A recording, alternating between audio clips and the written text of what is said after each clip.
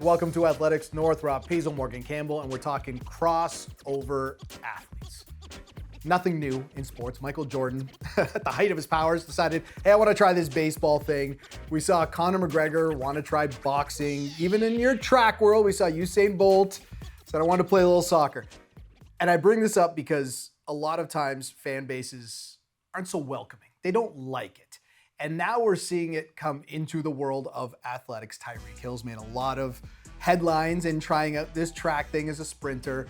And now Canadian bobsledder Cynthia Appiah, who was a shot putter, in her younger days, says she's not giving up bobsledding, but she's trying to get herself back in the track world.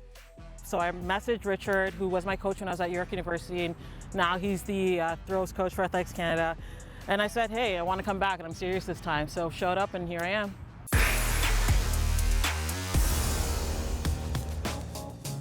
You're a certified track nerd. I call you that all the time. Yeah. What do you think of it? Well, a couple of things. One, like with bobsled, it's not unusual because bobsled tends to recruit athletes from other sports. Sure. Right? Jesse Lumsden, Manteo Mitchell, American sprinter, he's pushing a bobsled now. Nolo Jones, Felicia George, AJ Evans, like a lot of track and field athletes, because bobsled, you have to be fast, but you also have to be powerful. Yeah. So it's a certain type of track and field athlete that they like. So that is not very unusual. It is refreshing though, because it's a long off season, right? And if you're Cynthia Appiah, do you want to spend the whole off season just doing the same thing, or can you cross train? Is there a way to cross train that merges with something, with the sport you already know? Absolutely. So get out here, put that shot, throw that hammer, get on the track. Why not? I've been very fortunate in that I've received a lot of overwhelmingly positive feedback. If there has been negative feedback, thankfully I haven't read it, but I think one of the differences is I feel like I've been really respectful. I haven't come out and made any bombastic claims that I'm for sure gonna come out and win a medal, and beat Sarah Mitten. I know I'm nowhere near Sarah Mitten's level, and I don't think I'll ever get there. But I also think that because I train here alongside some of the sprinters, and I'm a familiar face to them, they're a familiar face to me, I think there's an understanding of where I'm at, that I'm not trying to encroach on any territory that I do not necessarily belong in. But I think there's a mutual respect of what I'm trying to achieve. Everyone really knows I haven't shied away that I'm just doing this for fun. And if I go to the Olympics, that's great. If I don't, I've already achieved my goal, which is to try and have fun this summer. Well, the second half of my question is basically, is this good for the sport? Yeah, well, there's a lot of ways to come at this. First of all, like a lot of, even what we do here on this show, right, in welcoming in a mainstream sports audience that doesn't necessarily watch a lot of track and field between Olympics, but they do see the NFL. So a lot of it is having to explain to folks like that no, Tyreek Hill is not the fastest person in the world. No, Tyreek Hill is not going to beat Fred Curley at any distance. He's not going to beat Andre DeGrasse. He's not going to beat Trayvon. He's not going to beat Coleman. He's not going to beat Lamont Jacobs.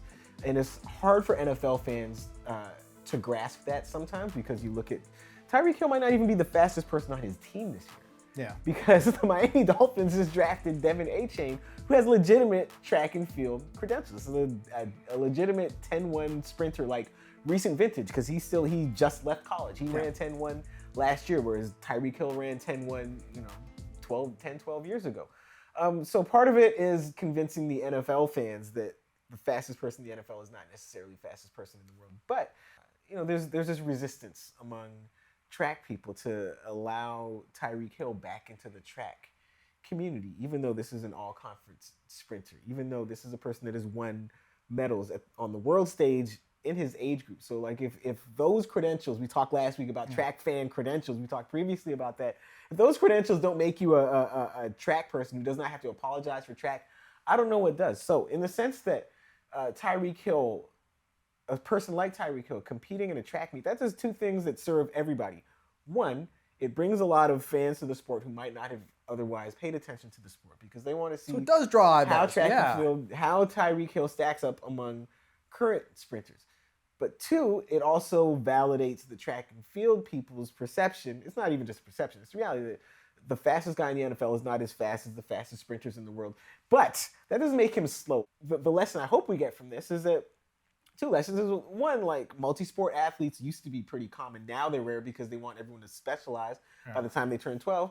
But two, we can recognize like the levels of speed. There's fast, NFL fast, world-class fast, super elite world-class fast. So let's just enjoy it, recognize it.